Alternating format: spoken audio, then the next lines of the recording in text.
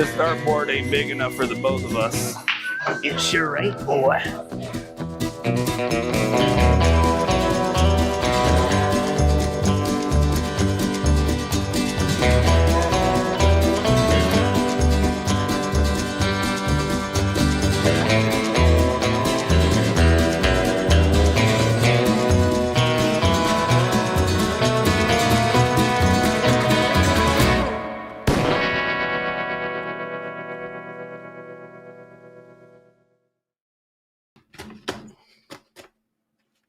Welcome back. Good evening, everyone, to our Wednesday night action of Division Number 2. William Stewart, Sean Green, Nick DeShera, per usual, happy to be here on the call. Another good one in store for us this evening between two almost identical averages here. Sean, what do you have to say? Yeah, listen, we have another Wisconsinite this week on our stream, Bob Anderson from just north of Green Bay, Wisconsin, in Little Swamico. And yeah, you mentioned Swamico. It's Swamico. Why'd you have to do that? I'm sorry. You just got people yelling at you. He's averaging a 4.61, and he's going on against Zach Fuchs, who defeated Wisconsinite Liam Musser 9-3 in the last round. And he is from just west of St. Louis in St. Peters, Missouri. And again, the 4.63 average for him, it's going to be a tight affair. Both guys won 9-3 last week. It can't get closer than this matchup, and I really can't wait to see what both these guys can do. Yeah, I mean, always our Division II battles are very tight-knit affairs. We know that just from past events, right? And they're so identical in averages, especially here tonight, that usually we're going to see some back-and-forth duels where you're not going to really see that spread happen until in the later stages. At least I'm going to assume tonight.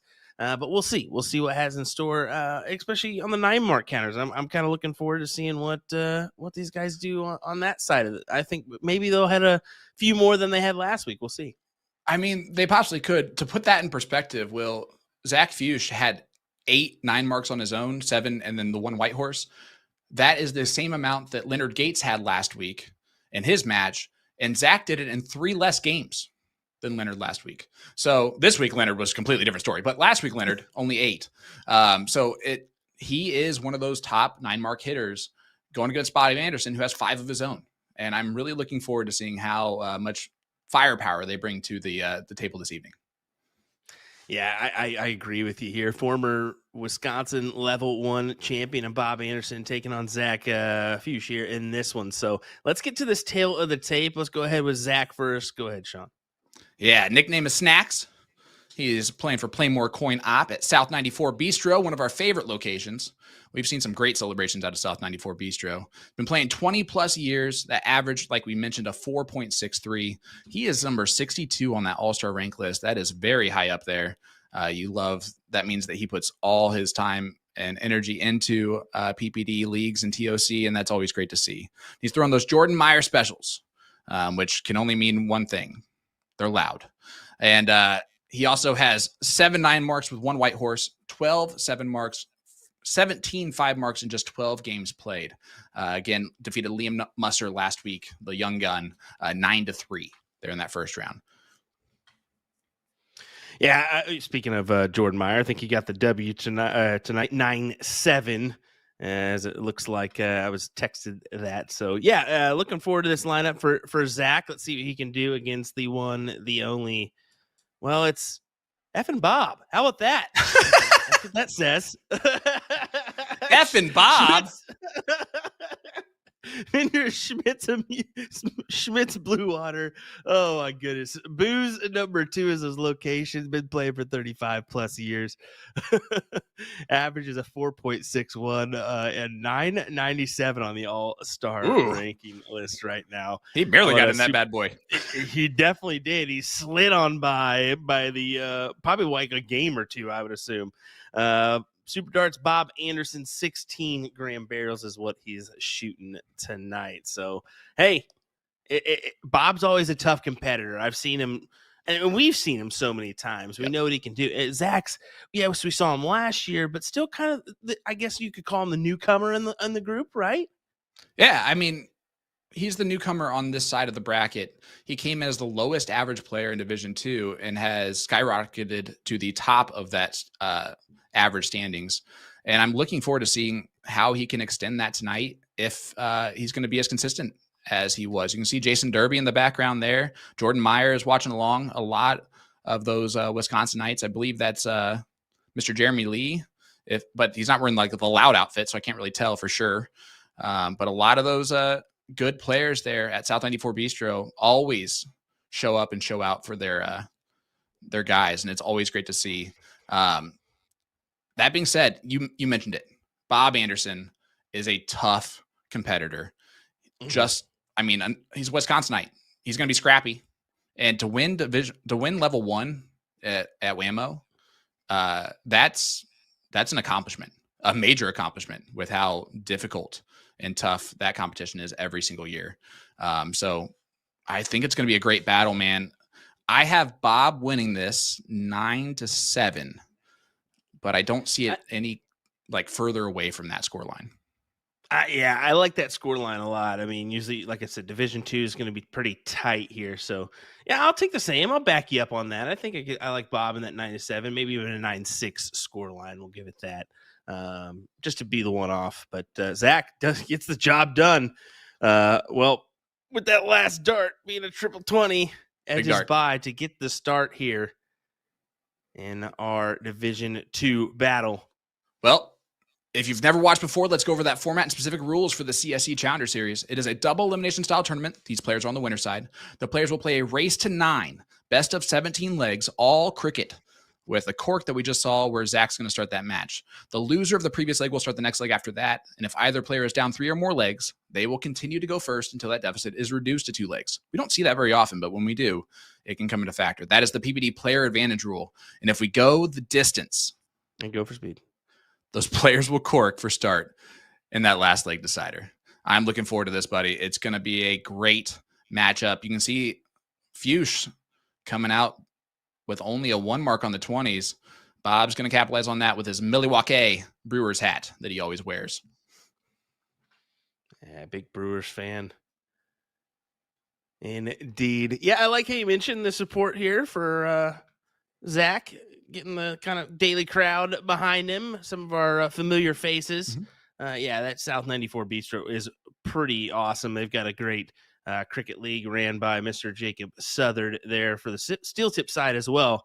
So yeah, a lot of support there. And then of course, for Bob, you may not see the necessarily support for him, but he's got statewide support from Wisconsin. There's no doubt. I bet you everybody's tuning in right now, supporting Bob. And we see Scuba Steve Diker in the chat. He's going to be a familiar face along with a lot of others from that 4-man team of his. Yeah, you mentioned a Jacob. Jacob who? Southard. Oh. Southard. Isn't he famous for being friends with Jules or something? Don't tell him that. Don't tell him that. I love Jake. He's actually a hilarious person. He is he will keep you on your toes whenever you're around him. That's for sure. Look at Kevin Schmitz in there rooting for Bob. Troy Leroy. What a legend, mate. It's Zach. I can't say it. What a beaut, pure class. It is Fuchs is how you pronounce that, Troy. So I do want to say, for a little extra context here on giving predictions early on, Zach Fuchs, last time we saw him was also in week 2 for season 7. And when he played there, he played John Pilgrim. And for those and you guys might not even remember this because I believe it was Danny and I on the mic that night. But in that match, John Pilgrim goes in with a 5-2 lead to get things going, and then his shoulder started really acting up, and it let Zach back in. Zach was not comfortable for the entire first half. The moment that opening came in, he came back strong and ended up performing quite well and came all the way back. He's not going to get that same kind of favor from this member of the Black Saddle team, but he's probably also thinking, man, why do I always see someone from Black Saddle in week 2? Because it's back in the saddle again. And, nice 5 mark there from Zach, but great insight there from the man behind the curtain, Mr. Nick Durachi Teixeira. Bobby Hill. Good old Bobby. Gosh dang it, Bobby. As Bobby Anderson is going to try and hit a lot of 17s and does. Big 6 mark on those bad boys. You know why? Because he likes propane and propane accessories. That's why. Yeah, but I don't know, you know. Zach Fuchs, man. Zach Fuchs, you're going to do something to the 18s. I mean, he's going back to the 17s. I mean, That was pretty good. It was pretty Thank solid you. there. Chase, appreciate that. Well, Zach's got the upper hand advantage here in our starting leg. 120-point spread here as Bob hopes to gain on these 17s. Needs another, and then honestly a fourth dart. Doesn't collect there on dart number 3, so Zach will continue to hammer those 17s pretty quick. Ideally. You would assume. There they go. There you go. Back up. Yeah, it's a smart dart. He misses it. Leaves a little short there on the last, but this is a scrappy first leg. We see this sometimes in Division II, right? That first leg is in the high 3s. Both guys just trying to get kind of settled in. But then once they do, it's as if we're watching a Division I match. These guys can throw the exact same. And at times you're going to see even more impressive darts. Now, not compared to Monday, which was the most insane match I think we've seen in a very long time of just both guys playing absolutely beautifully. But yeah, I can't wait to see both these guys find that second gear. Who's going to do it first? I agree with you there. And you know what? Looking back on the averages, you know, Monday wasn't the best matchup we've seen by far in the CSC, but it was so entertaining because the lower average person was hammering away on the 9 marks when it mattered, and that is what really made it interesting. The back and forth duel there between Leonard and who cares? We got a 9 mark, don't we? Oh, big boom goes the Wisconsinite there for Bob Anderson, and what a time to do so. Is that going to be the perfectly timed one? Oh, it might. This could hurt. Interesting move to take out that. I think just the idea of the 20-point difference versus 25. Bob's got to waste a dart. I would like to look at Bobby. Like to correct the record real quick. I was right that it was week 2 against John Pilgrim, and that John Pilgrim did have a 5-2 lead, but that was not the match where he blew the 5-2 lead. Oh, it was a 9-6 win. Nikki was wrong. Bob was behind that entire leg, guys, and he came back and stole it on the 15s at the end with a very well timed 9 mark. Huge first leg. Yeah. That was big. And that was Luke Pritzel from Monday night, by the way. I wanted to finish that, but I knew that we're just going to shut up at that given time because how massive that moment was for Bob to take the reins here in that first leg and say, no, sir, I'm going to lead the way, not you. Yeah, that was huge. And Zach, again, only closes the 20s. It's going to give Bob an opportunity to get rid of those quickly if he wants to. Or if he has an opportunity to.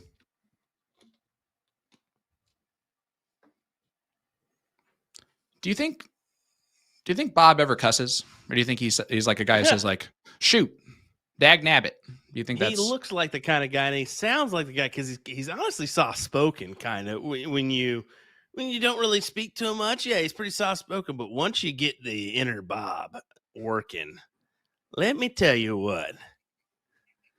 You tell me about the inner Bob. You please. you get a little of that.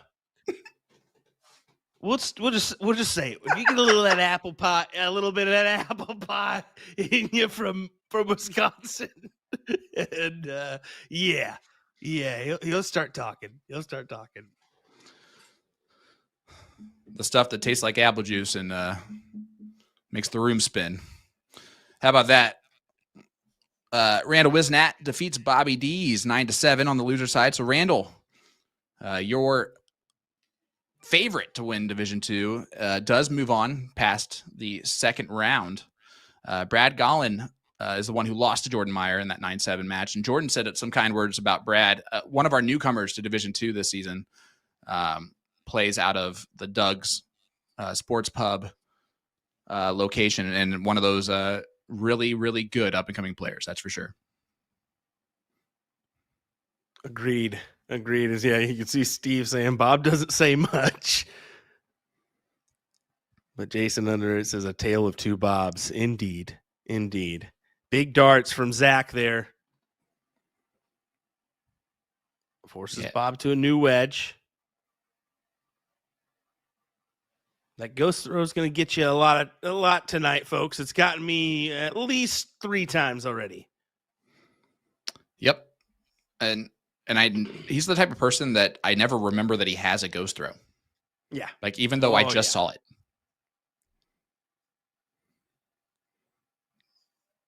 I remember last year watching Zach and just watching how steady and consistent he does that take back and follow through. It's just real easy going. Bob almost has a little bit of a Jim Long throw where he takes it back and then it almost looks like it gets stuck back there a little bit, and then he fires it forward rather nicely. But yeah, that's very Jim Long-esque in that motion. Yeah, it's a shame. He is getting over that dreaded D, and yeah, get your head out of the gutter, folks. Not that one. All right, there we go. Anyway, yeah, getting over the dreaded D.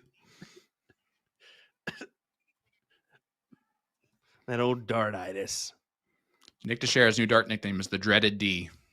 You're not supposed to mention that dreaded D word. If you call my ex, that's what they would call me. All right, that is absolutely terrible. Anyway, back to the match. Zach looking for a W here. Has the 1-point lead. Needs one single bull. Should be his advantage here. 4.50. Let's see what it is after this bull. For Fuchs' sake.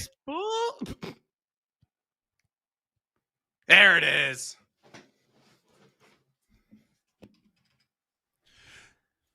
Carly, thank you for not firing me over that joke. I'm happy you're watching along with us tonight. Thanks for joining in. Hey, boss. Definitely took Nick for a surprise there. All righty. Well, yes. Zach into the 4.0. Yes, Little Boom did just say that. Hey, let's switch the topic real quick. So looking at Division 1, these are our friends unfortunately exiting in week 2. Tyler Hensey goes out, Mike Scarborough, Dylan Steinke, Cody Willis, Brandon Kessler, Austin Braswell, and still waiting on the result for Alex Spellman, Eric Gregory after some shenanigans there with Alex learning a little bit more about how the system works and trying to find the right location to throw at. Dude, Jim's washed also. Hello, Jim Turntine. Thanks for tuning in. Hey, boss. We appreciate you. Don't. I mean, you can mute us if you want, boss. That's fine. Just watch the darts. They're great. As Marcia Janik in there, how yous doing tonight? We're doing well, my friend. How are you? I hope you're enjoying Aaron Rodgers. We sure are enjoying Daniel Jones so far, aka the god of quarterbacks. Let's not get too in over our heads here. It's one week, okay? 7 for 7 on scoring drives of scoring points. Never happened since 1976. I mean, I'm just saying. Probably the last we're going to win the time Super it'll Bowl. ever happen too. All right, let's not just go there. Zach making a play here on the 20s. Look at this. We have not been undefeated for 13 years. Give me a break. Hi, Mike. Who do you got this week? What do you mean? Oh, we play the Broncos. Boom goes the Wisconsinite for Bob Anderson. His second of the evening. Just locked it in for 1-1 after this weekend. Back to the match. We're going to whoop him. Zach needs to collect here. How about another? Not quite the advantage he wanted to have here. But the way Bob collected on that previous round, you almost cue him in for more here. I don't think he was ready to release that first dart. I think he's struggling still here, I think. Yeah. You kind of see him fighting. But I know that's frustrating, and it's going to be frustrating for Bob because I've had it. It's not is frustrating more than anything else because why? And the why is just not an easy answer to give. And so for Bob to still be throwing at this level and consistently still throwing at this level is almost impressive. The fact that he can still keep his elbow still as he takes it back. And you can see it's just getting to the release point. He's got to turn his shoulders. He's had that slow drag into the follow through for a little while now. I know that, but it's the double pumps that are I haven't seen a lot of recently, but there you go. He gets it to collect on a massive. Boom goes the Wisconsinite, the third 9 mark for Bob. Great shot from Mr. Anderson.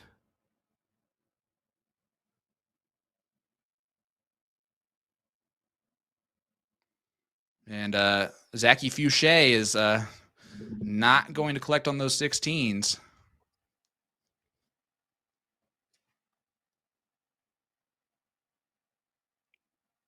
Can Bob jump over, make it hurt?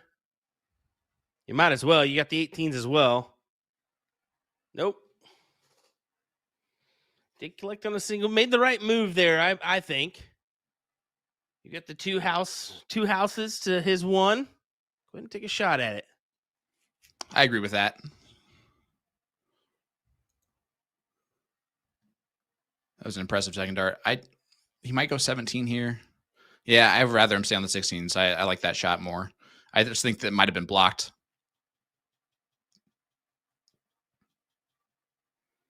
Scuba in there letting us know that when we shoot doubles on Tuesdays, we are hyper aggressive on closing. So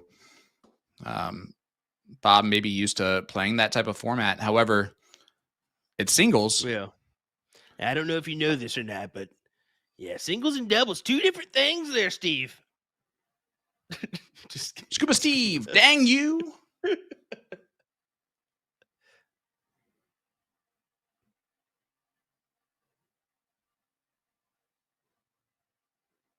Well, there you Great go. dart. Gets good 30 point lead. You got to close at some point. I see it coming into play here. Yeah. Go grab that single 16 you need. Oh, misses that big number. Can't be going and doing that. Hey, how about can make it hurt? The other half of the mixed CSI champions at TOC, Miss Cheyenne Richards, saying, "Let's go, Bob." I love seeing Cheyenne come in here and support Bob, because I would have to imagine, and Cheyenne can correct me if I'm wrong here, I imagine they may have knew of each other beforehand, but probably never played or talked much to each other before that CSI experience. But having that, or CDI experience, excuse me.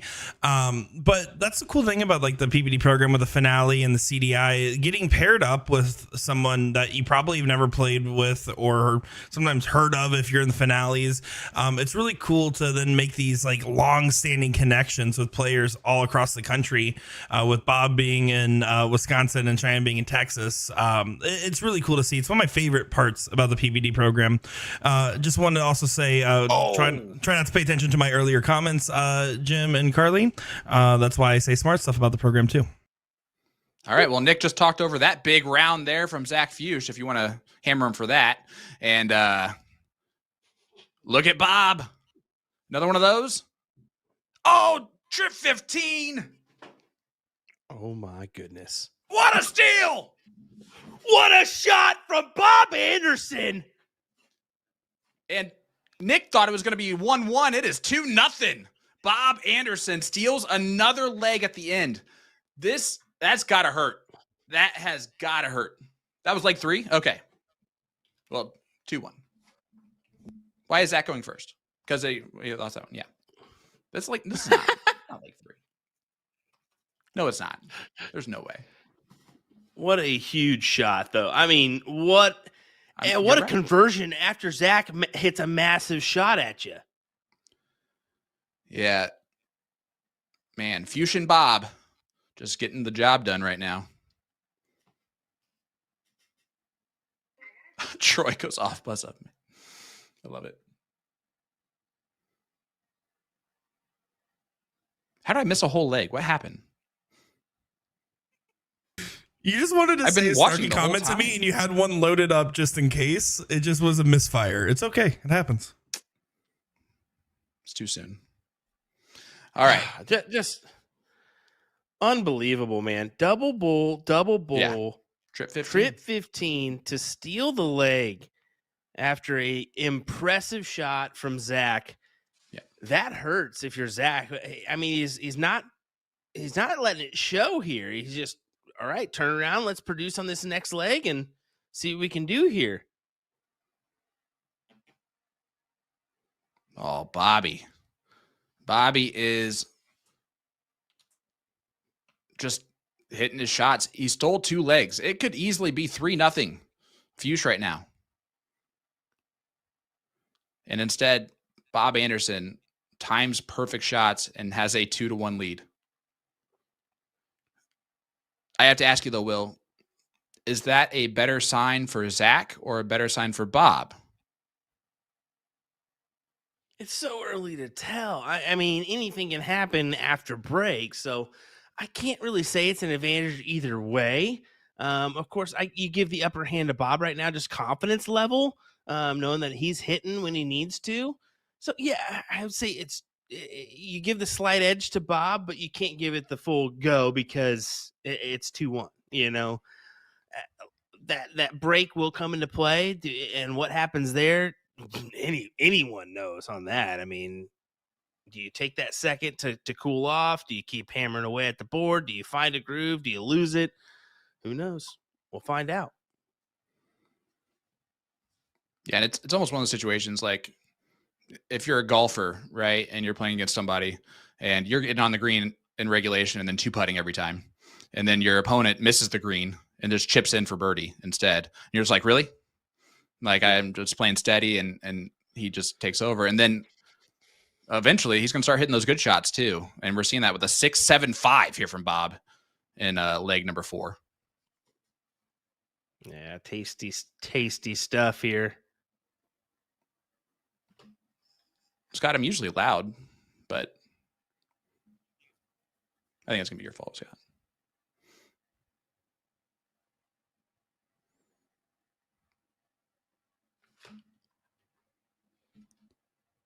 We got a lot of people watching along with us. Make sure you hit that like button, hit that share button, tag someone who lives in Missouri, who lives in Wisconsin that's not watching right now. What are they doing? And why are they not watching? You know, we got a great battle brewing. They're already going to be late to this party with Bob Anderson hitting that double bull trip 15, but there are a lot of good darts left to be played here this evening. Share this bad boy out. And while you're at it, the new Winmore launch just dropped.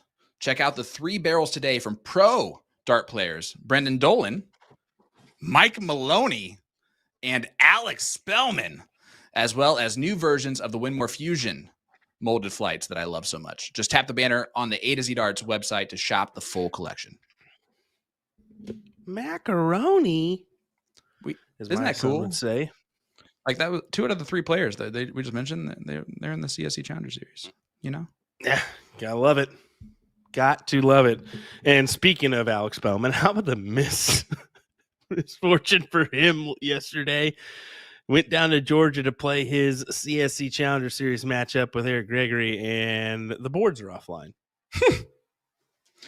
Alex, and Alex has like a curse. That's like an hour and a half drive, I think. No. At least his video, he said that it wasn't. He didn't check to see if it was a PPD location. Actually, they were online because he ended up actually playing Eric Gregory for fun. They were like, "Well, we're both here," so they played a for fun warm up, and now they're trying to reschedule to get played on Friday. I would not have done that if I was Eric. Yeah. So listen, guys, if you want to see where any PPD location is, just go to dartstoc.com and check out the map. That map will show any location with G3 boards within the PPD system, Alex Spellman. And, again, go to dartstoc.com to see that map today. I will say credit to Alex Spellman though. I mean, in his video, he did talking about everything with it. He admitted first off, he was like, it's a total rookie mistake, and that's on me. And then secondly, he said the reason he's trying so hard to reschedule to still be able to play is because he says he would feel terrible if he took a spot from somebody else and then didn't play either match. Yep. I mean, that's a good point, because you never want to do that as a player. You never want to take something from somebody when that could, they could potentially make a run, and then you're not in that circumstance. You unfortunately had an opportunity that arose that you didn't think was going to be there before. You took it, and it did, and then you get back in unfortunate circumstances. So yeah, hopefully they can get it done. Well, Mr. Anderson trying to make this a 3-1 lead and get that Wisconsinite some space. But he's not hitting the bullseye right now. Abort. Great last. Abort. Yeah, go downstairs, grab the 19s. And honestly, that is a huge dart because it adds enough bowls to make this not winning darts.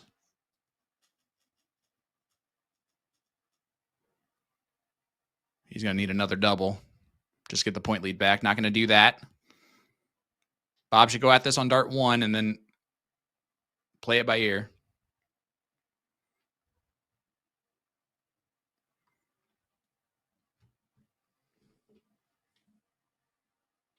Oh, big dart here. Yeah, terrible placement. And that could be it. It really could, because now Zach only needs a single bull and single on the 19, single on the 18. So more than likely, this is done and dusted. 2-2. Got to be fat here on the 19s. Yeah, how about a triple? Big dart. All right. Can I just say something, boys? Say it. I don't know about the superstar reaction from all these gentlemen back here. It's just 3 singles, guys. Just 3 singles. Boo. Boo.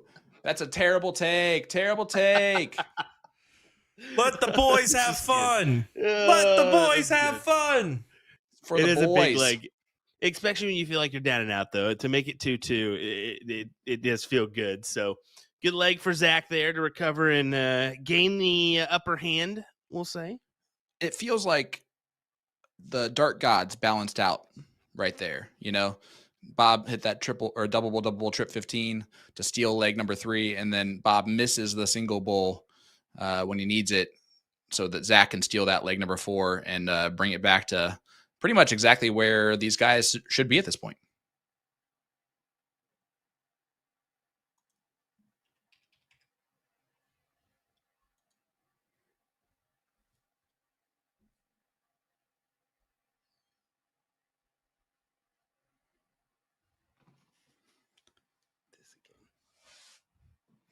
Stop distracting me with your camera. As Bob gets a nice 5 mark. I like shiny things, and when the camera moves, it's shiny. It's not meaningful, sir. It's unintentional. I can guarantee you that, because I don't like it moving either. There we go. It's fixed. All right. Back to the match. Fusion, nice 5 back mark. and forth on these 20s and 19s. And I think we're seeing Bob I think he's getting a little bit better with the fluidity of his throw the more that this goes on, which is a good sign, because when it was me, it got worse throughout the evening. And by the end, it was a nightmare. So the fact that he is able to that tells you that he's on the other side of it. I agree. It can be touchy. It can, especially when you're playing a long format match like this. You're going to have your moments where you feel like your arm is like broken, not even working properly. And then all of a sudden something clicks and you're finding triple. It's insane. Hey, Mr. Olay himself, Matt Graff, is in the chat saying, "Let's go, Robert."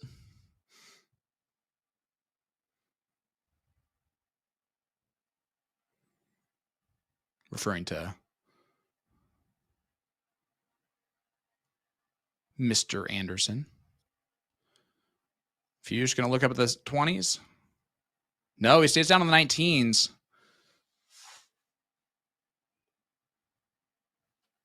I'm okay both ways. But I've heard from way too many of the best players that they'll do a lot of crazy things to get rid of that high ground on the 20s. But it doesn't affect Zach here.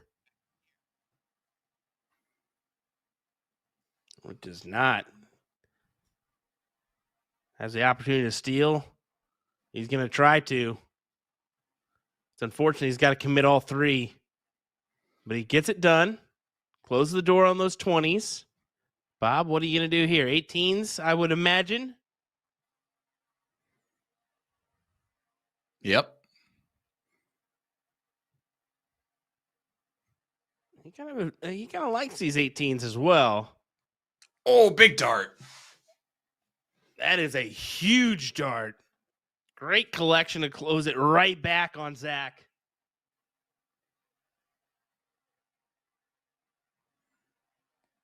Man, these guys are, they're throwing about a mark per round less than right now the Division I duo from Monday, but it's just as close. It's just as compelling. 2-2 scoreline. You know that they're going to hit big rounds. It's just when is it going to happen?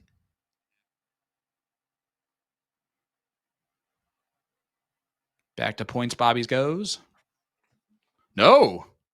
Gosh, dang it, Bobby. Staying on it. Kind of surprised myself.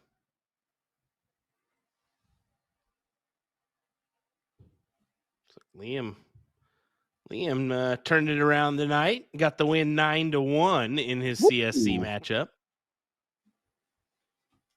Does that change anything about potential predictions? Because obviously these are the winners of those two matches. And so you think that if it was imbalanced like that with Liam destroying Corey there in round number 2, Zach's the one who beat Liam. Well, we also got to state it was Liam's first matchup in the CSC, his first go at it. Right. He's a youngster that probably felt a lot of butterflies going into that first battle. So I think that for Liam, you mark it off as a big win for yourself. You keep on trucking on. You don't go 2-out here in this great CSC group of players. So yeah, I mean, take it a stride and just know that, hey, you're meant to be here. See how far you can go now. Yeah, honestly, it's a great opportunity for Liam just to get more experience in this format. To go 2-out would have been, hard for someone who's trying to get more experience in this situation. So happy for the kid. I don't know what I was doing when I was 14 years old, but it definitely was not winning dart matches or any sporting event match, probably.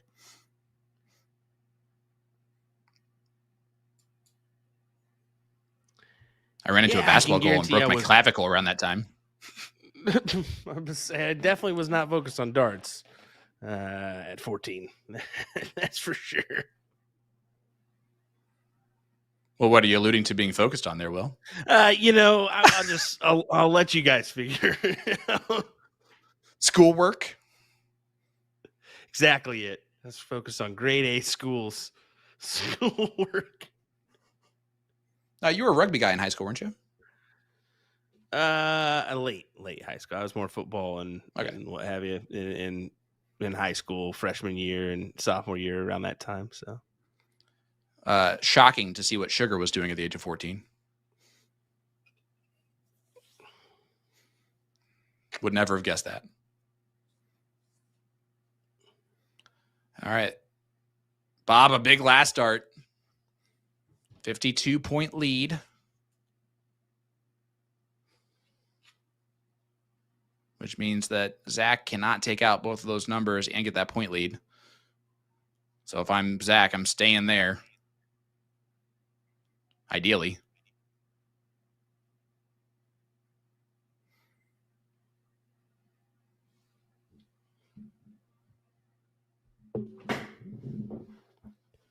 8-point lead.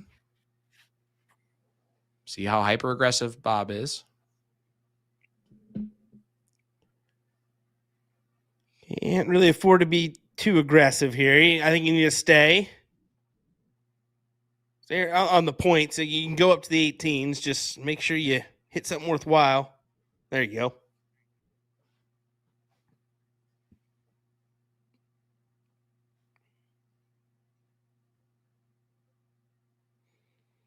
It just forces a little bit more from Zach here. He needs to commit at least 2 darts. Now it's tricky because he's right on top of that bed. Mm-hmm. Terrible placement for Moore. As you can see him scrambling around the Aki trying to find a way in. Got to make sure not to short that because it It's is the right further away mindset. from where he stands. And he hits both of them. Big darts from Zach. Yeah, that's where you have to go. You have to go to that side of the throw line in order to make that work. And he collects, but he really wanted the opportunity to at least get one more in there. But up to Bob. Another. Finds it. Keeps himself just a stiff arm away, right? Steve calling for the double 15 here from Bob if he gets a look. Steve said Bob will May not not go for the double. Oh, will not go for the double. Okay, my apologies. That not in there is a big factor. As Max's double 15 is coming. Oh, no. Well, we're about to find out. Hesitation. Frustration. It's a triple.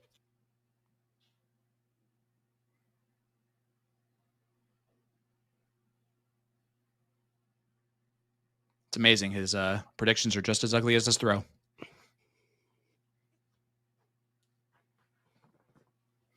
Kristen asking a good question here, Will, and I'm going to go to the guys that are actually good at darts for this answer. Guys, would you recommend practicing an hour a day, or would that be detrimental to your growth?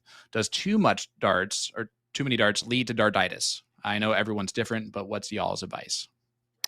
I would not put a time on your practice. Your practice should be based on how you're feeling that day. So if you can't give it the full hour, don't give it a full hour. Go 15 minutes if you can. If you can't give any time, don't give any time at all. But I would say, the more practice, the better. But yeah, you've got to have your relaxation times. It can't be just full bore throughout, or else you will start to suffer and start to pay those consequences. So, and you can feel it coming. You can see that drop in your game happen, in a session. So if that happens, take a day or two off and relax and come back from it.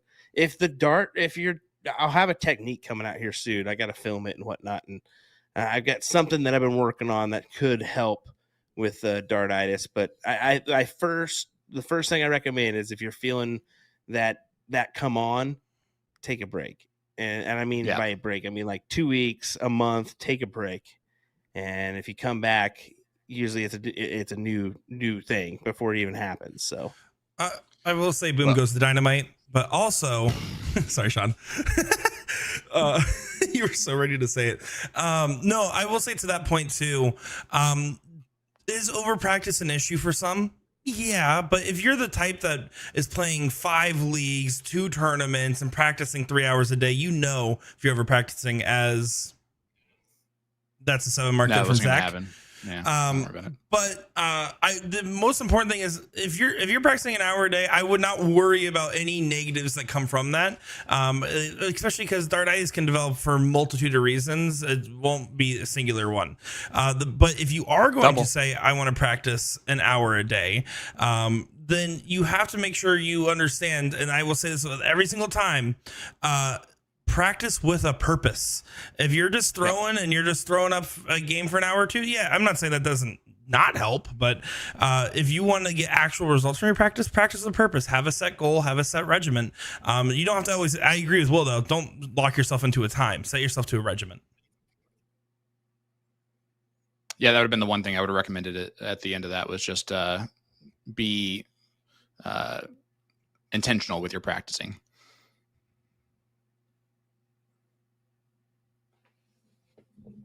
I actually, fun fact, I do not play. If I'm going into a tournament, I won't play the 3 days going into a tournament.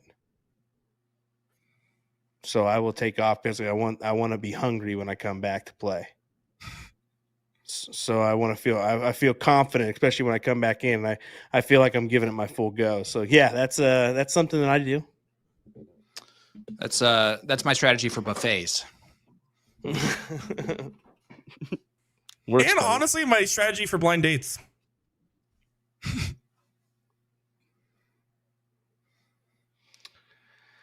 As you can tell, he's had a few of them, folks, and really haven't worked out for both parties. Yeah. Not a couple of things, just dates, blind dates. Why they're blind? It's because that's the only ones that would go out with them. You know. Wow. Actually, deaf women prefer me more. They never shut up.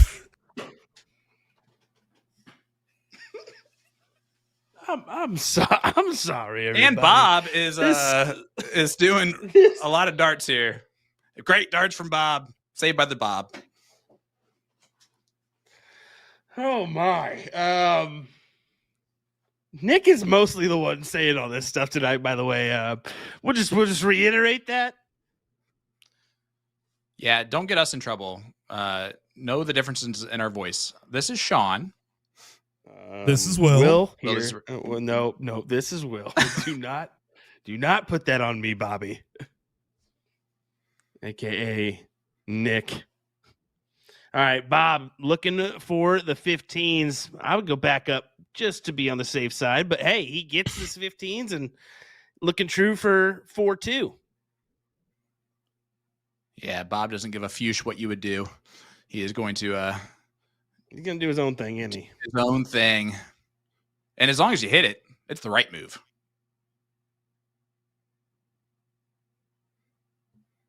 A little hat trick there from Zach, but it is going to be too little, too late, most likely in this scenario.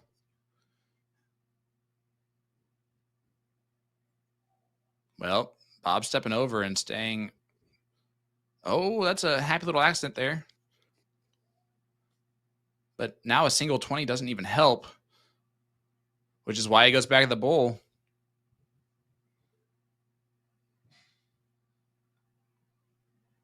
Zach can put some damage on here. He can possibly. It's too much for him to turn it, but Ooh. if he stays on this double, it'll be all right. That's a bummer. Second.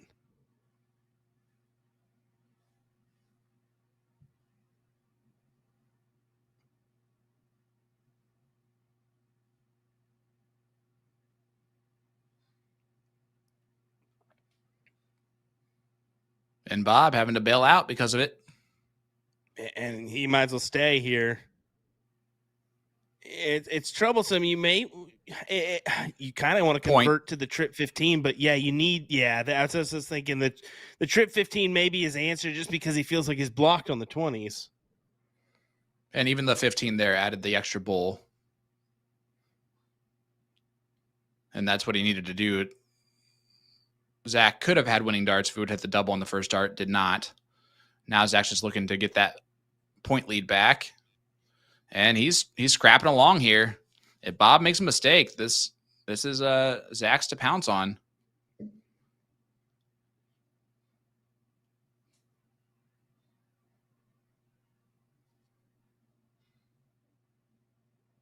This is Another tough. big moment here, yeah. No matter which way you look at it, if he doesn't find a triple here, he could be in trouble. Oh, Huge last. What a dart.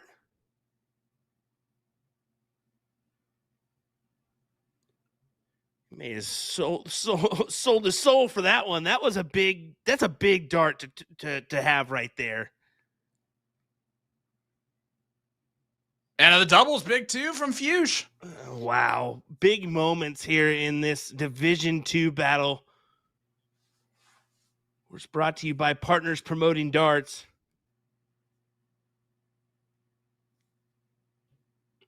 See it, Bob is aggressive. He was, and it did not work out. Is he staying? No, he went back and missed. Zach, one bullseye gives him the look at the winning darts and the steal. You got to take a shot, right? If you get that first dart.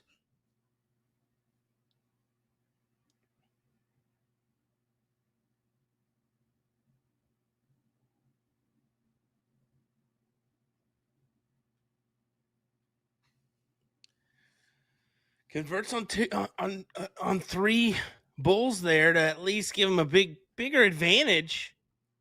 So Bob has to collect on 1 trip. Yeah, it is. It's getting very difficult. Even with the upper hand ground. This is turned. Zach needs 5 mark.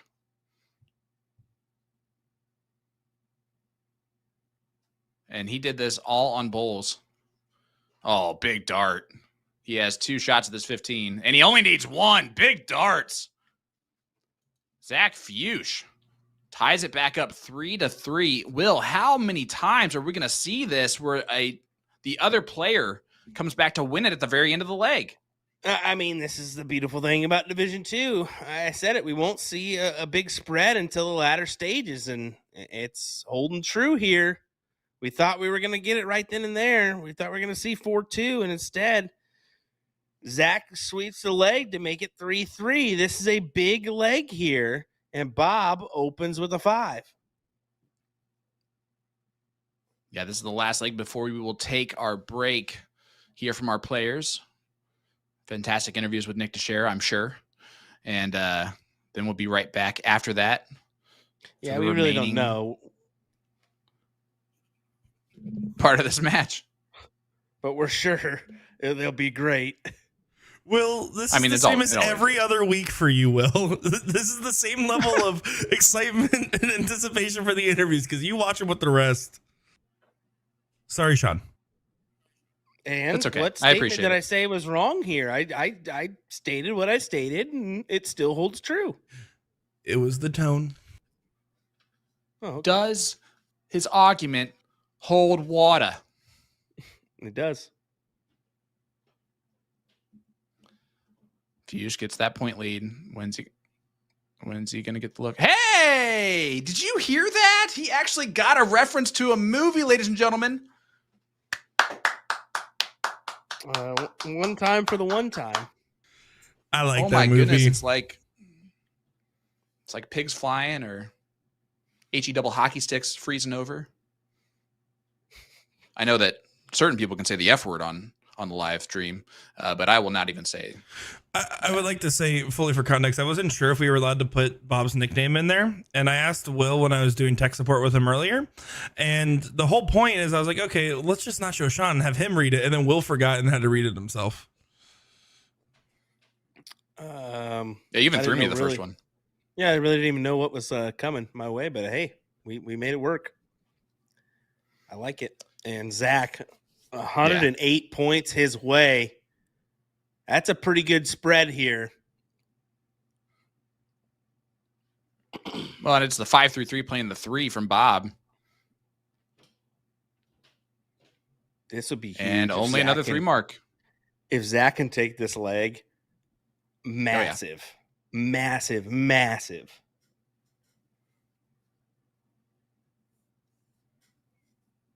I mean, again, Bob stole 2 legs early on. This could very easily be 5-1 right now. And Zach now taking advantage of these opportunities instead of letting them slip. Very much so, gentlemen. I'll let you stand up and roar for those. That's a pretty good turn from Zach. It's a pretty good turn from Bob. Boom goes the Wisconsinite. He has all 5.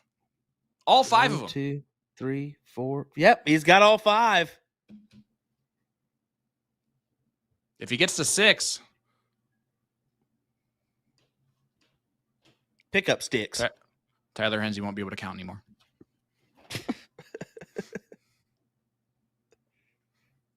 I debated saying it or not. Had to get the water boy reference in there. Oh, yeah, for sure. 1966, pick up sticks. Well, that's because you've never seen Waterboy, Nick. Of course you haven't got that reference. Gatorade. H2O. Gatorade. Electrolytes, that, like the stuff the plants drink? Sucks. It really, really sucks. Water sucks. They got electrolytes. It's what plants need. It's what plants crave. Big 5 mark there from Zach. And we're going to get off the movie references as Bob going to stepping up. See what we can do on the 16s. Needs to have a little high, a little low. It's just not going to produce here. I mean, he needs it the most, and that's going to hurt. Is he going to hit the Fandango? He does. Big dart there on the last.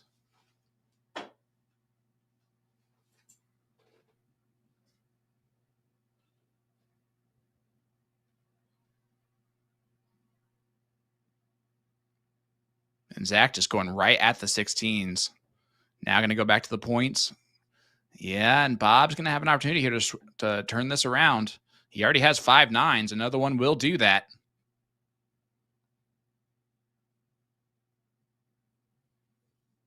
Oh. He needs to have it.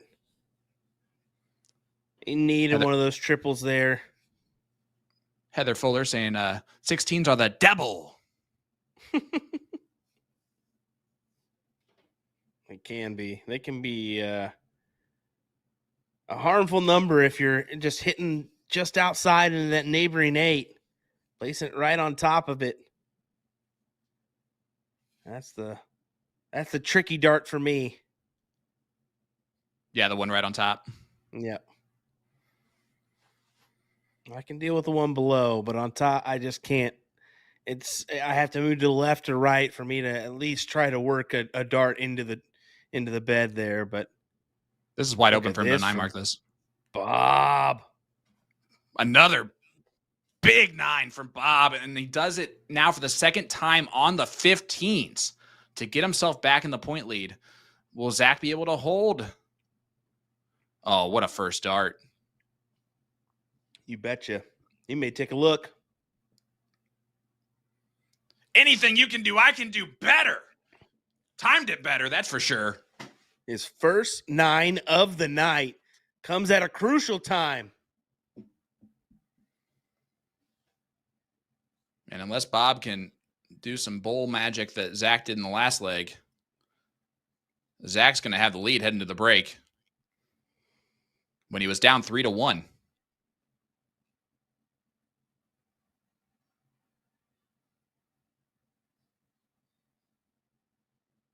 No, it wasn't. It was 2-2.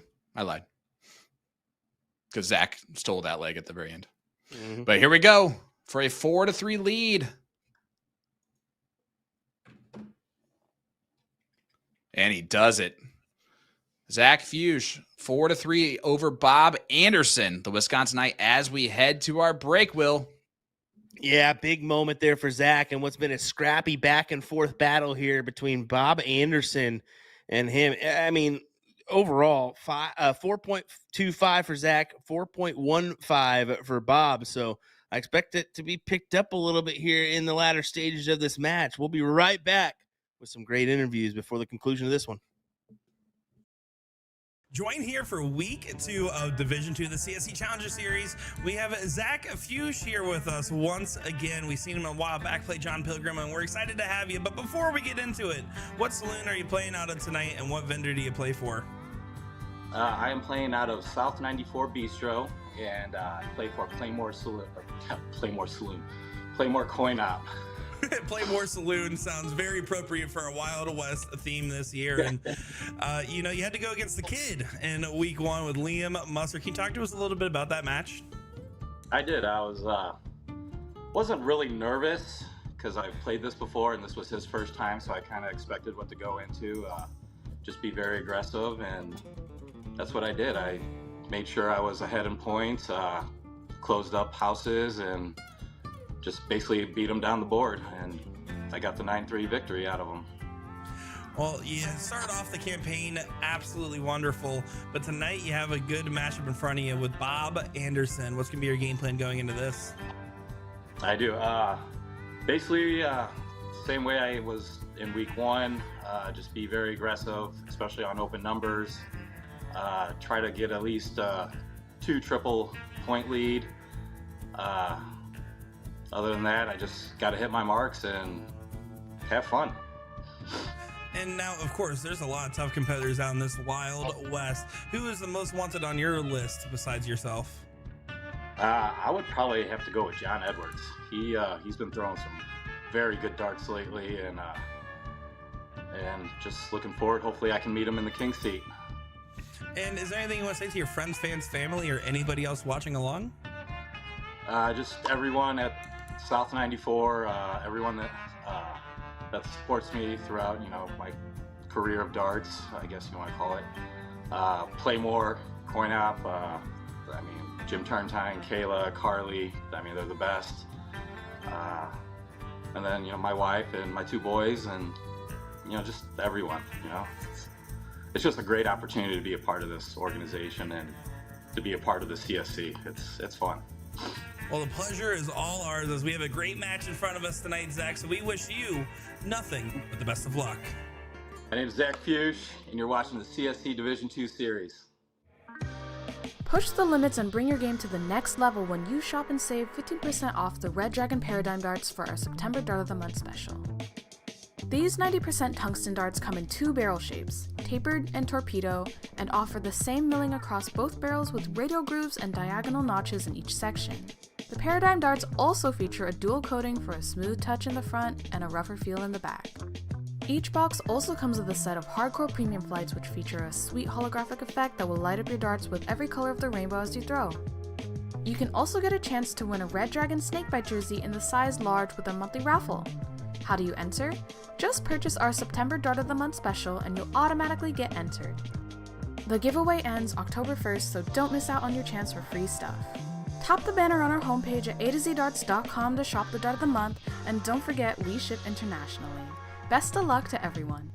Joined here by Bob Anderson for week 2 of Division 2 of the CSC Challenger Series. Bob, it's a pleasure to have you on our show, but first, can you tell us what saloon you're throwing out of tonight and what vendor you play for? I am shooting at a booze bar in O'Connell, Wisconsin, and I shoot for Smith's Vending and Blue Water. Well, it's a pleasure to have you here with us. Week 1 started off quite well with your campaign against Corey Luke to get things going. Can you give us a little context, a little insights into what happened in that match? Yeah, I started out pretty good, and I think it got him a little flustered at the beginning, and then he had some good rounds, and he took some good chances to try to close, and he missed a good majority of them, so this gave me the opportunity to close on him. And now tonight, you have another tough opponent, a CSC veteran, and Zach Fuchs. What's going to be your game plan to come out on top tonight for week 2? Just play my game. Maybe score a few more points than I have been. And just it's a long match. Just keep throwing, and they'll go. Now, of course, there's a lot of tough people out here in the Wild West. Who's on your most wanted poster for Division 2 this season? Brent Hollanday. I got lucky and beat him last time, the first round, and then I didn't play very good after that, but he played so good the rest of the time. So yeah, he'd be definitely, to go that far back, that was pretty good. There's nothing wrong with picking a former champ as a potential contender. Is there anything you want to say to your friends, fans, family, or anybody else watching along? I'd like to thank all the guys that came and watched me tonight. Westy, Todd, Larry, Chris, and my fiance, Susie. Awesome. Well, we're looking forward to getting into it, so let's waste no more time here. Bob, you got a tough match tonight, and we wish you nothing but the best of luck. I'm Bob Anderson, and you're watching the CSC Challenger Series.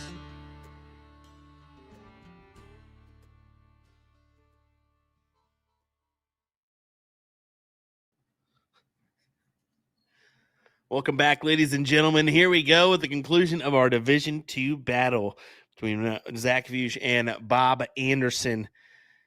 It's been like you said, it's been a little scrappy back and forth battle between these two. No real, neither really getting the upper hand advantage at times. It feels like we're getting left to dry in some instances here. We're kind of seeing a little bit lesser of the load, aren't we?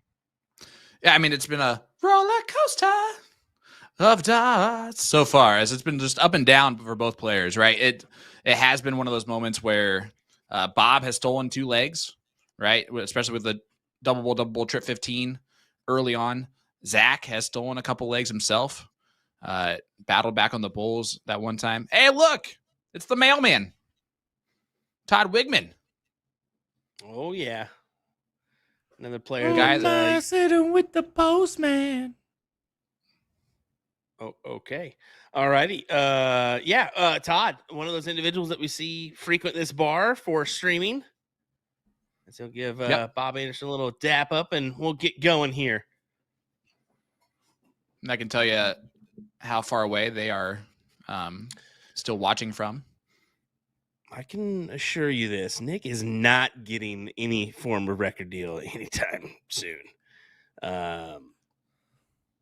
Wow. You haven't heard my Eminem yet. Yeah, and we don't want to either. We're really kind of scared of that one. Yeah, we definitely don't want to hear you chewing M&Ms. Oh my goodness, I'm a rap god. All right, anyway, back to darts. Bob, I'm gonna mute us. Like that's what I'm gonna do.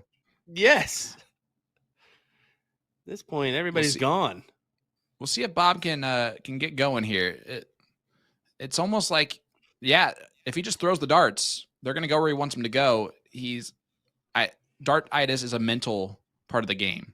You got to just kind of take the thought out of it. And the more you stare at those small little target segments, those little holes in the board, the more your arm will stop itself from going forward because you're expecting that. But boom goes the dynamite for Zach Fuchs. His second of the evening.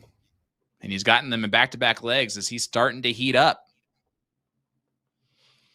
We always say, leg 8 and 9, look out for them. These are your meaningful legs. Who gets the upper hand advantage here, winning these 2? Will it split? Will one individual get the 2? We'll find out. As got a good back and forth sway. That should give way to a trip 18.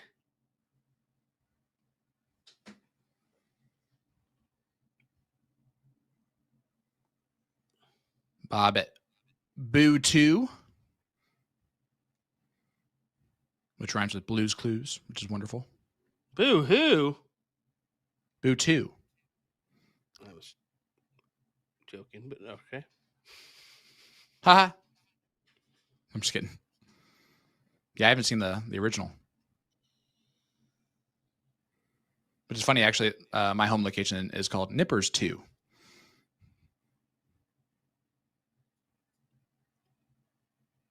No, that would be a different name. Thanks, Joe.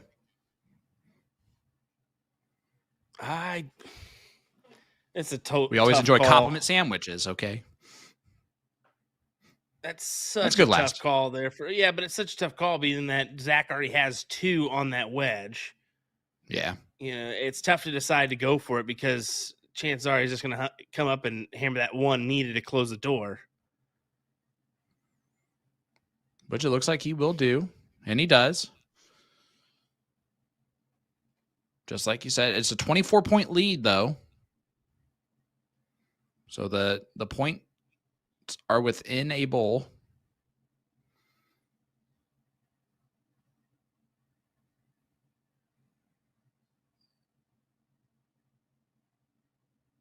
That time, Bob kind of thought about it a little bit longer.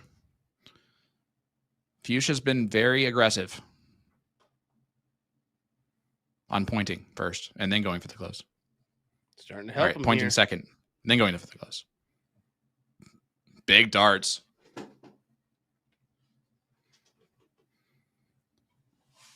Brandon, you're not wrong, baby. I already said it earlier today. They're going to the Super Bowl.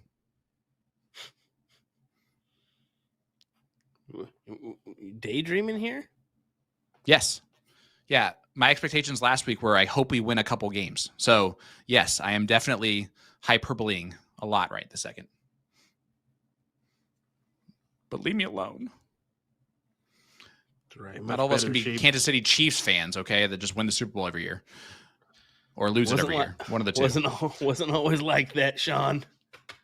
I know. I remember when the Colts used to come back on them in the playoffs and make you guys cry. Maybe one day.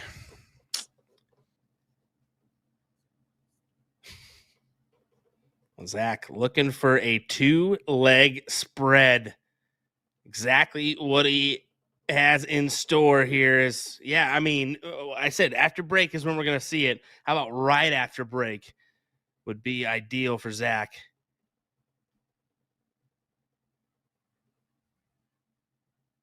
Boom. Best leg of the night. Yeah, 5.59. But we expect this. We expect a little pickup from both of our players. Mm-hmm. I mean, they've underperformed. Yeah. Like I said, a 4.15 and a 4.25, I believe, going into break. That bumps Zach up to a 4.42. So still some work to be done. See if Bob can help himself out here. He's already not. He's kind of caving in when he needs it. He needs to find something, and I think now he's thinking about the throw. I mean, it's so easy to do. It's the natural human reaction, especially if you're dealing with a little bit of a hitch, to where if you start to throw poorly, you're thinking only of that hitch, especially if you're starting to lose legs like he is doing here. He hasn't won a leg since leg number 5. Well, this will help. You should just do that every time. Boom goes the Wisconsinite. Don't ever count him out. That just goes to show you may have a moment, but you can always spring back.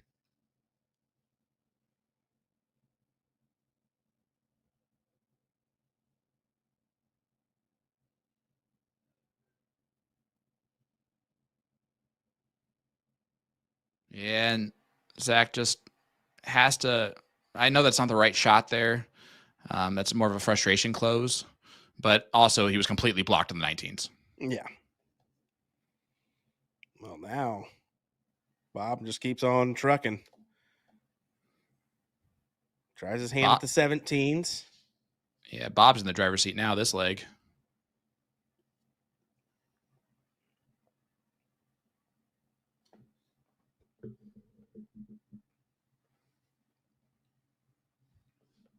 And Zach couldn't get more unlucky if he wanted to right this second.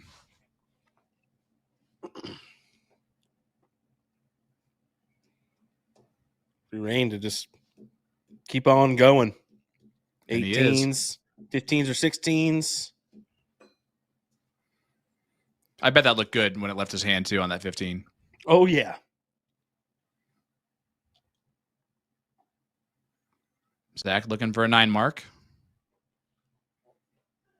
And then more and more 9 marks. Not going to happen. So Bob, again, just like Will has said, just can continue to march along here.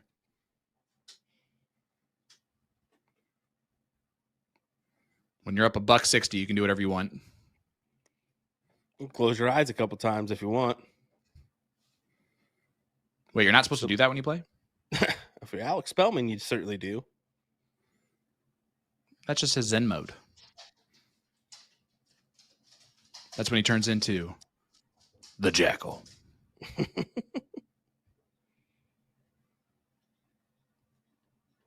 He sees through the camera lenses.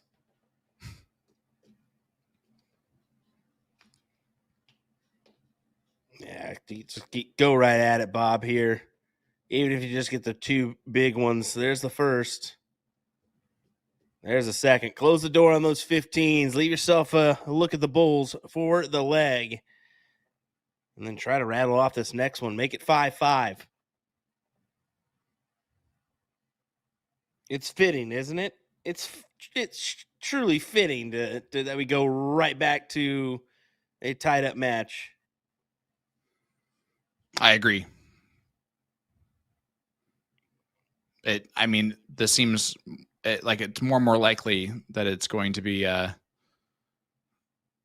possibly going the distance. Now, Fuchs still has the advantage right now. He does not need to break a throw. He can just hold his throw and win without any other thing having to happen. Bob will have to break at least once just to get it to a last leg decider.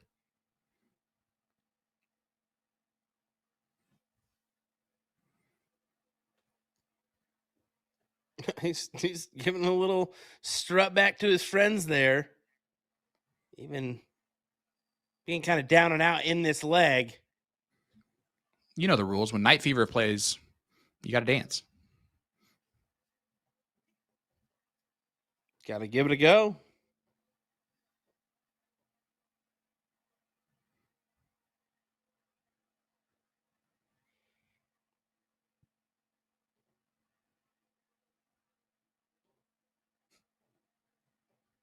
Oh, good darts there from Fuchs.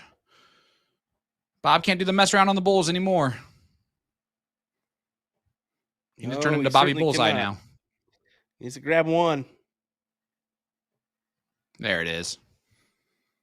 Ends up only being a 3-7-2. He dropped hard in the second half of that leg. And if you're Zach, you're almost kicking yourself that you weren't able to pick it up a little bit there. That's been the case. We've had a few of these legs where it's just kind of been unfortunate, right? You've had your dropouts. The second 3 of the match for Bob here. Same for Zach, or actually third for Zach. He had a 3.94, although you can consider it a 4. Well, Gina giving us a big update as the Minnesotans both move on in their matches, which means that Philly Mike Segal is now on the loser side, our defending champion, as Brett Hollanday moves into that top 8 on the winner's side. The winner of this match gets that matchup with Brett Hollanday. Corey Beck will play the winner of Matt Perdon and Dwayne Johansson. That is going on currently. Jordan Meyer is playing the winner of Lavelle Sterling and John Edwards, who averaged a 5.07. Boom goes the Wisconsinite there for Bob Anderson last week. So that's going to be a good matchup. And then Dalton Tripp, Devin Hunter, the winner of that one, gets Chris Alexander, the Yinza. They're in that top 8. How about this, though? Complete turnaround from last week. 7-9 marks for Zach. Actually, it was 8, including that white horse, right? And then you have 5 for Bob. And now look at it this week. 8 for Bob so far, 2 for Zach. Yeah, but I feel like there's so much left in this. And so many more Boom Goes the Wisconsinites that we can give out, as that's the 9th for Bobby. Bobby Boom. Oh, Bobby.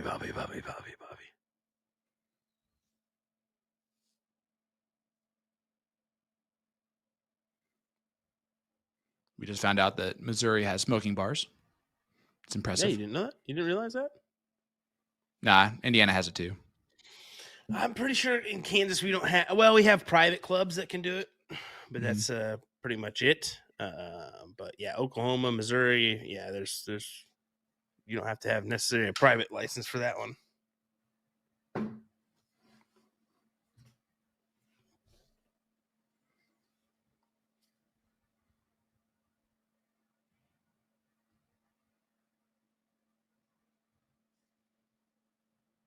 All right, Zach, what do you say here?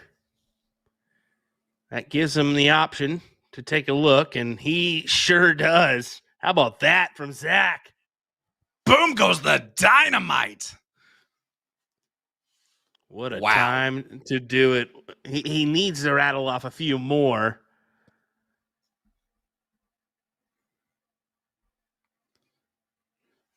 When you look at Bob's throw and you look at the hitch that he has, right? And you see how he has to turn his body when he throws. Do you think part of his problem is in his setup? No. I mean, we've seen how he has success in the past. I mean, I wouldn't think so. It just seems like once he gets his body in the right position, he can let it go forward. Mm-hmm.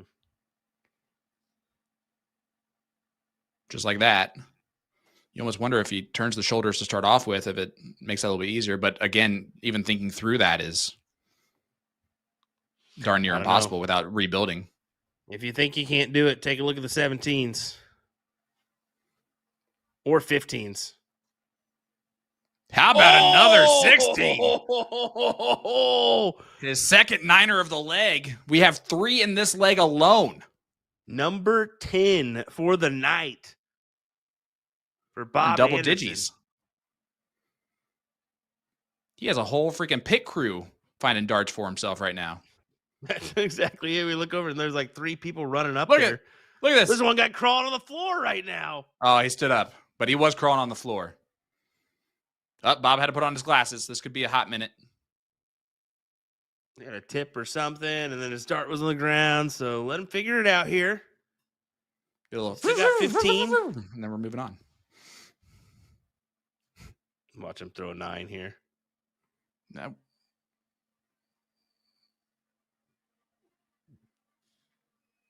It's kind of likely, right? Like not now, but he's already had 2. Good 6 mark. 717 playing a 667. Welcome to Division 2 of the CSC Challenger Series. In a real important leg. It's either going to be 6-4 or 5-5. Well, it's about time we see this, leg from these 2 guys. We thought we were going to see it a little bit sooner, just a breakout leg for him per se. But this could be the moment where we finally start rattling off a few back-to-back and things get a little interesting here. Depending on which way this goes, definitely a huge leg for Bob. Oh, take the look. 17s. Pins it. Big dart from Bob. We've only just begun.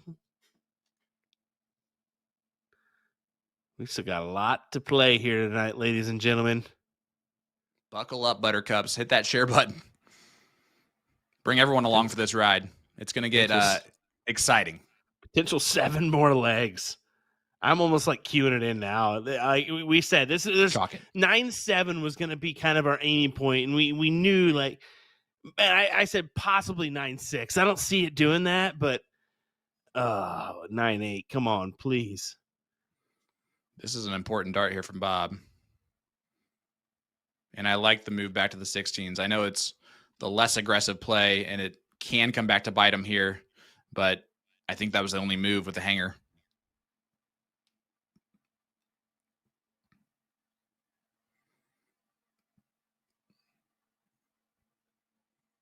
He's taking the look.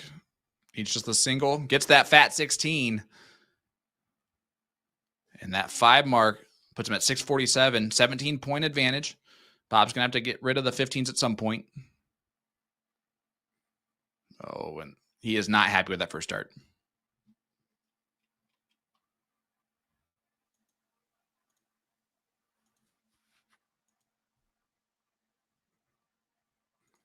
Great recovery. Oh, huge recovery. Big last. Massive double up to Zach to hit 3 bulls for the closeout.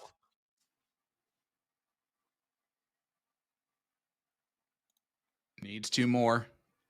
Oh, those are both. It's wide open. Huge. Yeah. A 6-2-2 just lost the leg in Division 2 of the CSC Challenger Series. That's got to be one of the highest losing averages in a leg in Division Advantage 2. of the start there for Zach. That's a big time leg for him to gather, and we just saw him wipe his brow in the background here, knowing that he pulled that off. Now, if you're Bob, you can't let up now. You got to still have that in your pocket, because the last time you wasted it. Technically, because you lost the leg. And only a 2 mark opening. This is a moment for Zach. Can I just make a request? We have about 500 people here watching across all of our platforms, so shout out everyone in chat.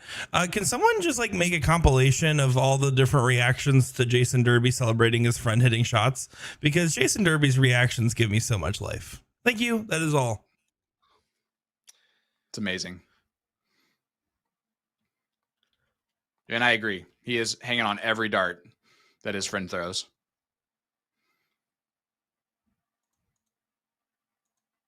I don't think he's missed a dart. It's great to see, and they're not the only ones supporting on here. I mean, we've got a lot in the background that we really can't see, that are on looking on for this matchup and giving Zach some support. So we'd love to see it. Yeah, you can see the Myers there in the top right-hand corner of your screen. There you go, a little look at the area. South 94 Bistro, a lot of boards in that place.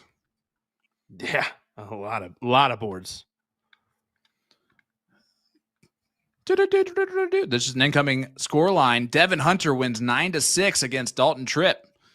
So Devin Hunter will take on the Yinza, Chris Alexander, in that top 8 spot on the winner side. Well, all right.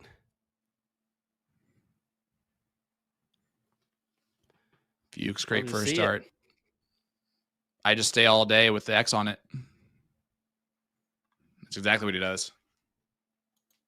And you can see some more cheers of approval here, knowing Zach's doing what he needs to do in these big time legs.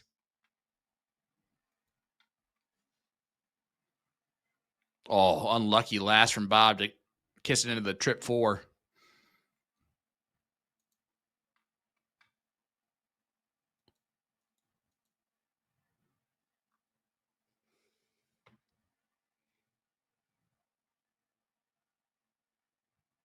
Yeah, I was wondering if he would take a look at the 18s there, and he does. Math-wise, it's fine. I like the second dart at it. I don't like the play on the 17s on dart 2. I think it's getting a little greedy. He's been so good at just being consistent there. You got the point advantage. I don't necessarily mind it, but you got to at least commit a dart to try to gather that 18. And yeah, you'll see he'll close it out here. And we'll see if he commits to the 17 or 19s. Yeah, it does go ahead and commit to the 17. That's where I would have, probably like the 19 a little bit more there, just because he's about to get rid of it potentially. But you've already forced him to a new wedge, so no harm, no foul taking that shot at the 17. And now this is almost a wasted dart from Bob if he goes to the 17s.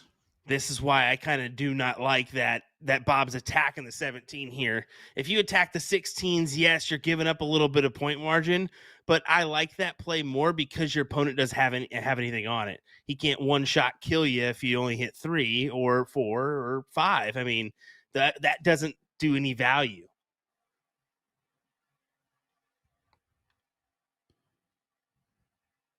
And Fu Shui is starting to take over here. Fu Shui, I like the way you did that Fu Shui over here, man. That looks real nice. Grassy ass.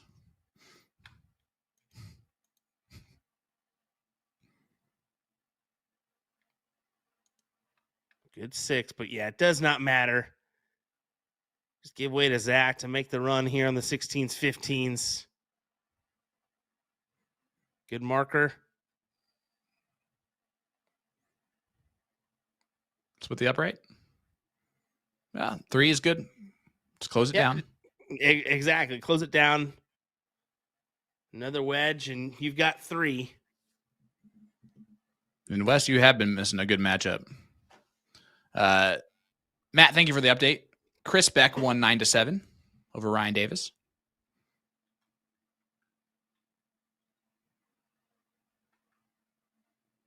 Ooh, that last start. We're not going to worry about that little guy.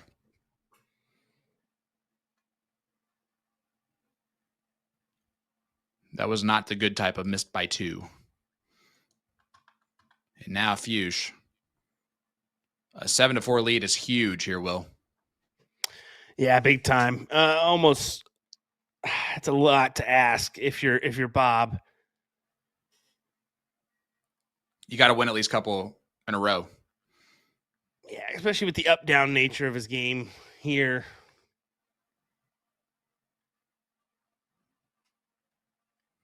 Yeah, there's more up-down in the Catholic on Sunday. Oh, wait. The kneeling. Oh, we're going back down. Oh, in okay. church. Yep. That's the worst. The greatest part is all the pain my knees go through. That padded stuff does not help. It doesn't help at all. 4-2-7 there for Zach Fuchs, and it is a 7-4 lead now. I think Bob's got to make this at least 6-7. Yeah, you need At to least rattle 6-7. I see what you guys did there. I think that he needs to go ahead and at least grab one leg here, if not two. We'll see if he can do it. If he grabs 2, for a good 6-7. These funny guys over here.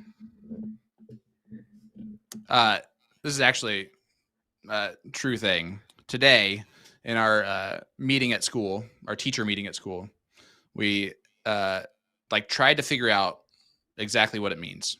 And the answer is actually nothing.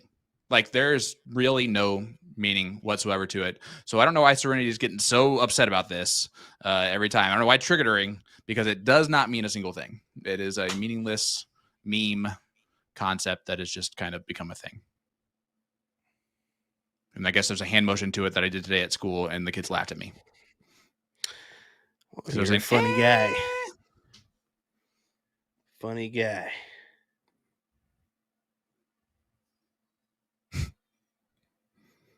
But Fuchs has the higher ground.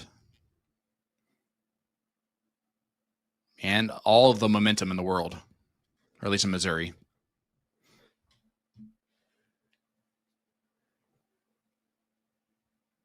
Bob's got to pounce now. I agree. Doesn't have much to do on the 20s. Just a single mark closes it. But you got to gather the 19. I think you just go up and close it now. Yep. Yeah, he does. Nick, how does it feel to be called old? I got to say, pretty bad. I feel bad because when we started this, right, 23 years old, working with you guys, making old jokes about how you guys are old and just don't get it as we get a big 8 mark there from Zach Fuchs. But now that I'm here, 27, practically 30 at this point, I got to say it's hard being old and handsome and popular and cool. How do you know How do you know what I go through? Because you're handsome.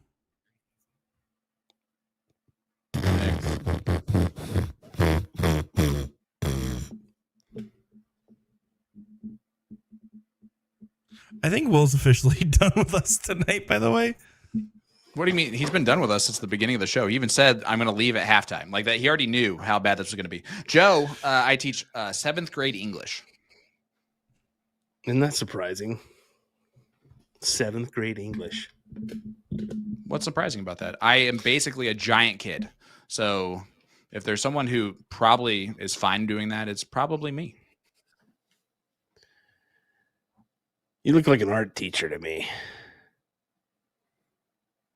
I'm okay with that. That means I have style.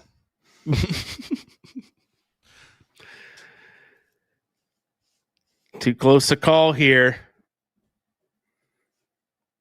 Bob could essentially grab it if he 3 fats. Does he go ahead and take that look? Yes, he will. And he went 3 fats. Well, the first start went inside on the 18s, but still, the last 2 were definitely 3 fats. I like how Mom's in here defending us. Thank you. What now, Serenity? Just give her like 6-7 minutes and she'll be over it.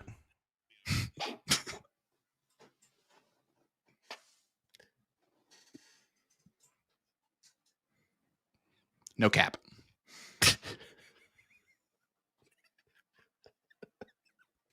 No, you gotta do some more terms like aura farming. You That's heard? a big one. It's a big one right now. You heard?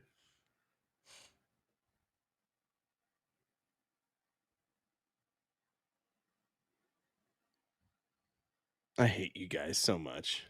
Not you viewers, just Sean and Nick. No, you know what he meant. You know what he meant, folks. Yeah, not a man of the people. Will Stewart been saying that for years.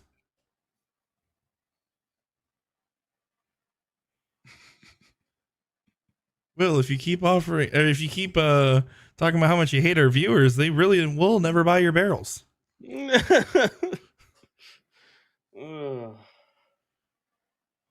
What I constantly deal with from you guys, it's insane. All right, this is the time that Zach's gonna strike here for 8-4. Yeah. Zach here to. Oh, that's a huge dart. 420 for Zach Fuchs. Bob Anderson, try not to turn into Ohio.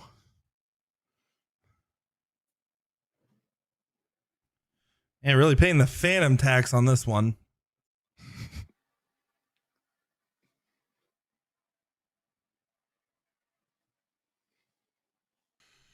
See if we can skibidi riz these darts into the triples. Zach going for 16.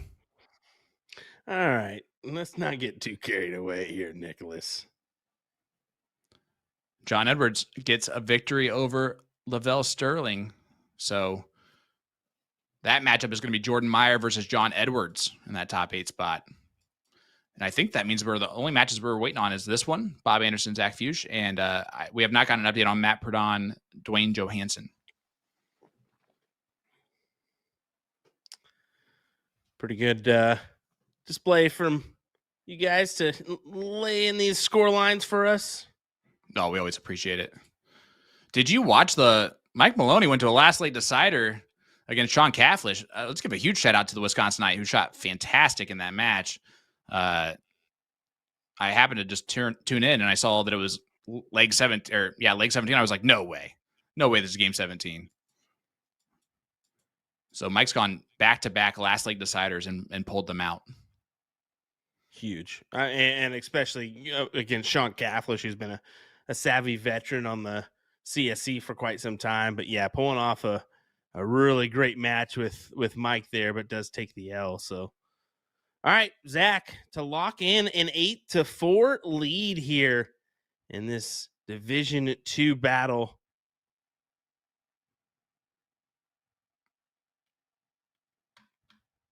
Yeah, great darts there from Zach. And he does take that 8-4 lead. It was 5-4 in a very big leg where Bob averaged over a 6 and lost it to make it 6-4. And Zach has not looked back since then.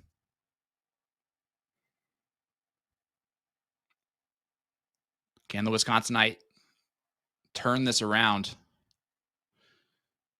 He does get to go first 2 legs in a row with that PBD player advantage rule. But yeah, needed that last dart to at least fall into the triple. That was scary stuff, and still maybe for Bob. If Zach can capitalize on a 4 mark, he will take the look. Not anymore. Jordan Meyer did defeat Brad Gollin.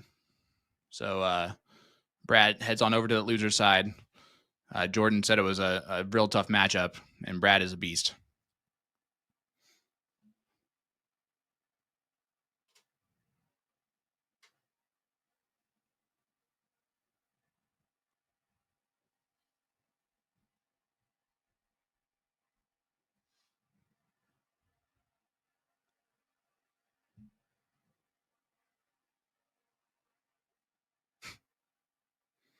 I like how Serenity and her mom are just fighting now in the chat. It's amazing.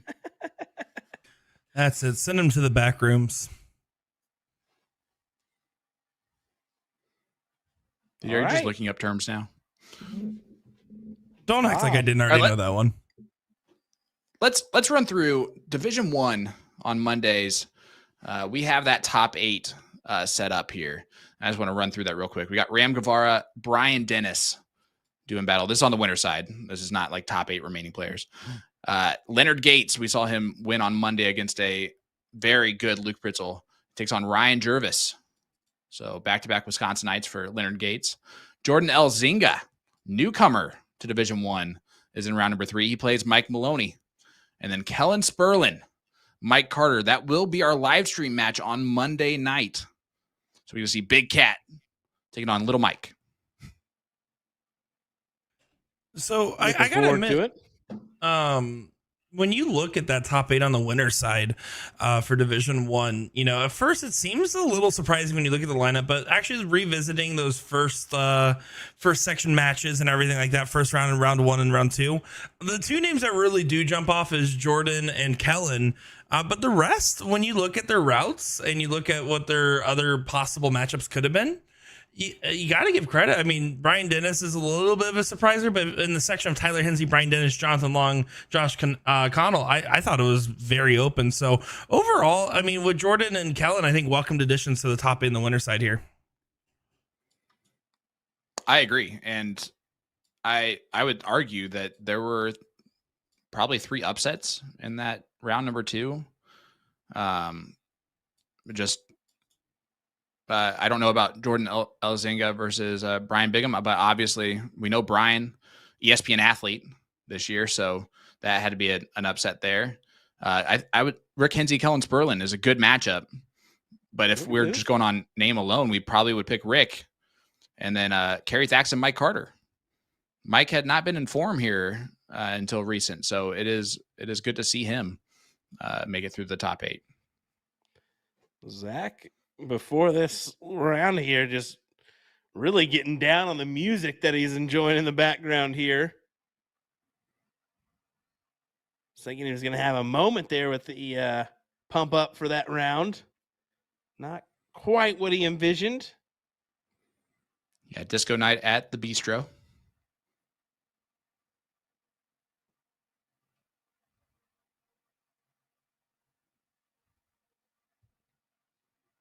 Bob keeping himself in the driver's seat, and I almost said something really stupid. In a leg, he must win. But Fuchs not going to make it easy. Boom goes the dynamite.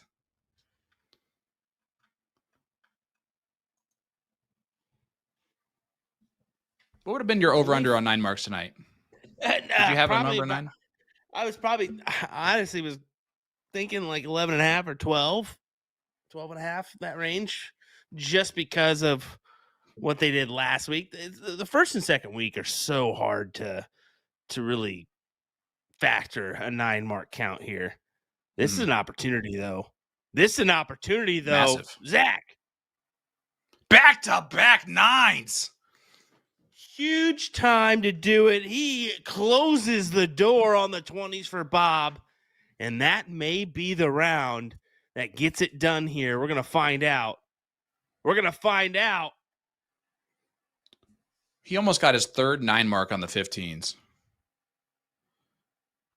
And yeah, Justin Hightower. Justin Hightower making a big point here. Chris Champagne beat Mike Scarborough on Monday. So Scarborough's out.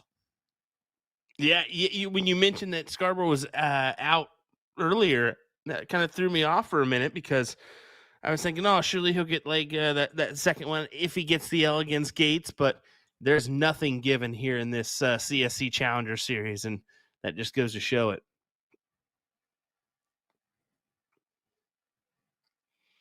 Bob. Doing Bob stuff on those 15s again. Going to look at the 16s.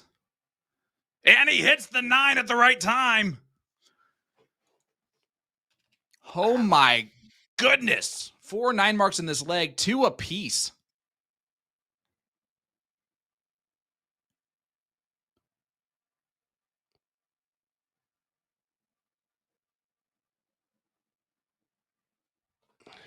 Yeah, I saw him shift down.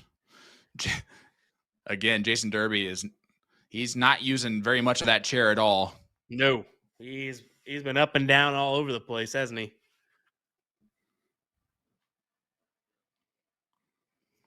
He's going to wonder why his legs are sore tomorrow.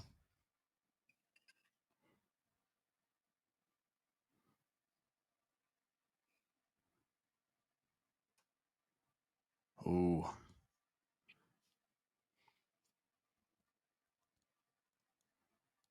Double-double is not enough to get that point lead. Yeah, it needs a little bit more. So there were not winning darts there for Zach.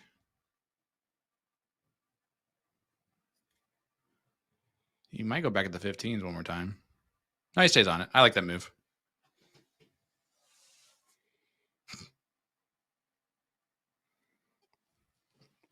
Yeah, Bubba's just taking a swing at you. Unfortunately, it was a home run.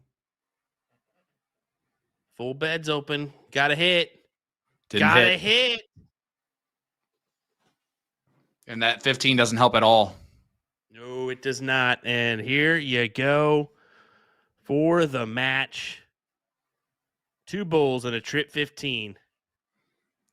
And wouldn't it be ironic to have Fuchs hit that trip 15 as the last dart to win after the double bowl, trip 15 from Bob Anderson over in the match? But he's got 2 darts of these 15s to get the job done. They're up on their feet already back there. Derby's about to turn pro in the NFL right this second. He's gonna pounce on him if he hits this. Hut, hi. And he does hit it. All right, it was a lovable bro hug, is what it was. As Bob, I love Bob. He's smiling at how excited everybody is. You know, like look at that. Yeah, and then a big thumbs Bob up Anderson. Afterwards. Yeah, he gives him respect to go ahead and turn around and celebrate for a second, and then some acknowledgement from both of our players. Yeah, big time win for Zach there. What was that? 4.18 for each of our players there. Yeah, right around there. But hats off to Zach Fuchs. We did not pick him tonight. Again, he came in as the lowest average player. Or no, I don't think he did. Someone else did. But he has performed extremely well so far in the CSC Challenger Series Division 2. We'll move on to play Brett Hollanday in round number 3. Will, a great performance from Fuchs. Bob Anderson hit all those 9s, but Fuchs stayed steady and timed the right shots at the right time to steal. He stole what, 4 legs at the end of it? Yeah, I think, it was a great performance on the 9 marks. We saw a lot of 9s. We had 16 of them this evening, 11 from Bob and 5 from Zach, but that doesn't tell the full story.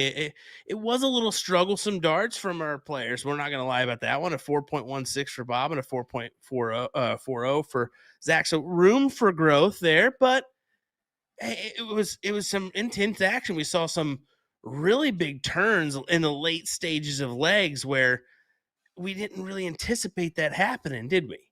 Yeah, we were using turntables all night long because it seemed like whoever was out in front early, that was not the person who was out front late. And then somehow that person who was out front early steals it right at the very end. That happened at least 4 or 5 legs tonight, which makes this game so exciting and so much fun. Tune in every week to Division 1 and Division 2. Division 2 is always so scrappy like it was tonight. Any leg can go any direction, and we're getting into the nitty-gritty now, bud. We certainly are. We certainly are, folks. You're not going to miss out on the action.